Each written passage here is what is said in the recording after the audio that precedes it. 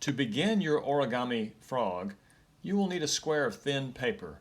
I recommend an 8.5 by 8.5 inch square that you can cut from an ordinary piece of 8.5 by 11 inch printer paper. Measuring 3 times before making the cut line helps ensure precise measurements.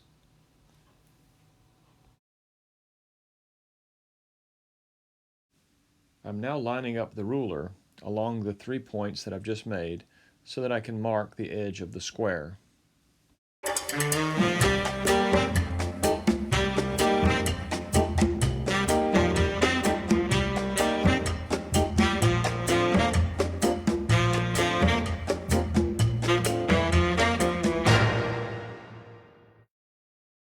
To make a good sharp origami fold, I like to roll the paper over and line up the corners first. While holding down the side with the corners with one hand, I move the other hand toward the fold area. After making the fold with my fingers, I often like to press the handle of some scissors along the fold to make a sharp crease.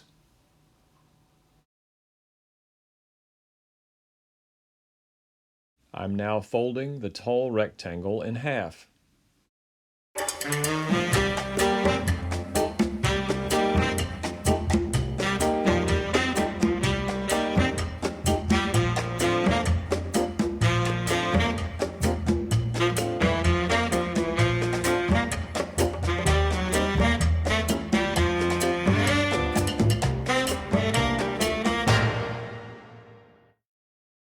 Fold up 1/2 of the square and then extend the form to make the tall rectangle again.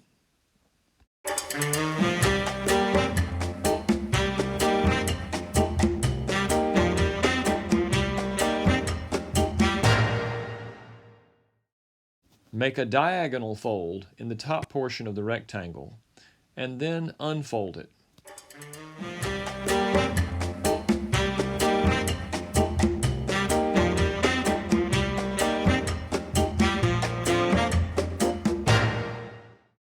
Make a second diagonal fold in the top portion of the rectangle and unfold it also.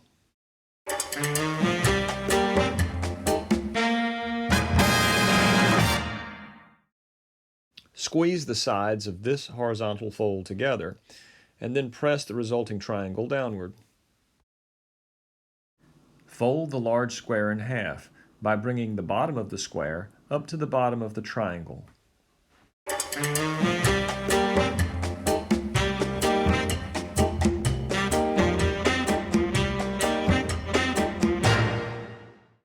Fold each half of the rectangle in half. The outside edges of the rectangle should meet in the center. As you make these folds, you will also be changing the shape of the triangle that is currently on the bottom of the project.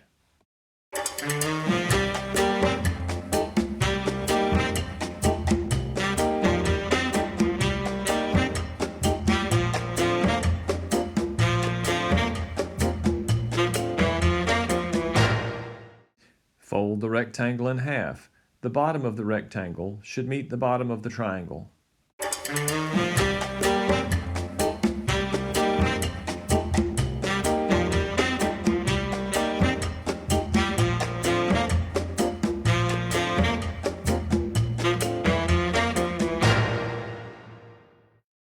Fold down the top corners of the rectangle so that they meet the center of the bottom of the rectangle.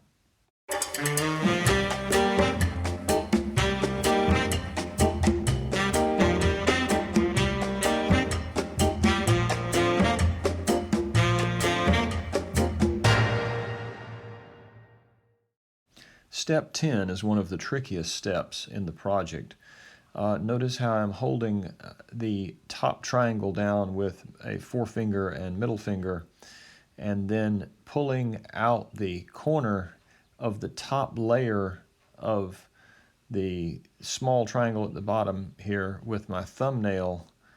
Watch as it moves outward and then with the other hand I'm keeping the big flap from coming open. When you finish pulling out the corners, the structure should look like a small sailboat. Pull the ends of the hull of the boat downward to be ready for the next step.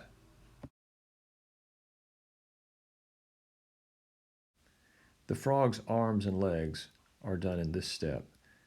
When folding the legs, be sure that the fold goes all the way to the center of the body and that the piece you're folding over touches the corner of the side of the frog. The bottoms of the frog's feet should be parallel to his bottom. When folding the arms of the frog, be sure that the folds go all the way to the center of the body and the hands or edges of the arms of the frog should be parallel to the sides of the body. Now the frog does a froggy leg lift and is folded along the center of his body. The final fold acts as a spring for your jumping frog, so don't fold it as firmly as the folds in the rest of your project. Now that you have completed your origami frog, it is time to let your frog experience the thrill of athletic competition. Today we have the green frog versus the white frog in the grueling Froggy Triathlon. We will see which of these fierce competitors will emerge the champion. It looks like the white frog is up now, and let's see how his first jump goes. He has an impressive jump with his back toe hitting the 35-inch mark. And now Mr. Greenie, oh, he makes it beyond the ruler and off the table. And now both of our competitors focus their attention on this very intimidating high jump, and the green frog makes the first jump. And here comes the white frog, and he makes it too. This final event is a test of not only leg strength, but focus and precision jumping, as our Olympians strive to land in the Champions Cup. Oh, it's a near miss. And now the green frog has landed in the cup. What excitement here at Froggy Stadium, folks. Now the white frog makes it in the cup as well.